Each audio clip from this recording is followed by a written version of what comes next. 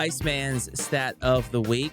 As always, Coach and I like to do a little bit of that personal touch, and we always start with my stat of the week. So, Coach, are you ready? Iceman, I want you to stat me right across the face, buddy. Let's go. You've probably heard this one, but it's too good not to mention. So, I assume that you're familiar with Sony Michel, who is a running back who just recently retired from the Los Angeles Rams. Well, Sony Michel had quite a career. It wasn't very long, but he was a multiple time Super Bowl champion. However, he was teammates with Stetson Bennett, a guy we talked about last week being 38 years old in the national title game last year. So they were on the same team at Georgia.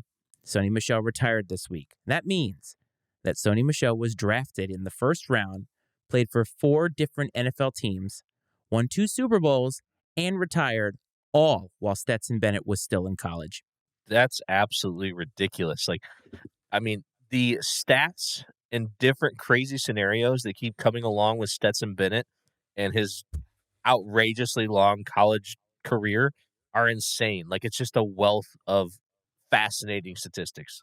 I saw that in a lot of different places, so I can't give credit, but it was hilarious. His last week's stat was about how the guy had all this eligibility and due to different reasons, and COVID had a lot to do with it. And you talked about the Bradley basketball team having that and why they were so experienced this year because of the fact that they had a lot of players who were in, or I think it was Drake too, had a lot of guys who were later in their life because they had different eligibility due to COVID. So this was just a little bit different. Like to think that they're teammates, to think that Sony Michel had an entire career in the NFL and Stetson Bennett was at Georgia that whole time. I don't even understand how they could have been at the same place and still Stetson Bennett not only won one, but 2 national championships and hasn't even taken a snap in the NFL. And Sony Michel said, I'm out. So I was tickled by that. I love stuff like that.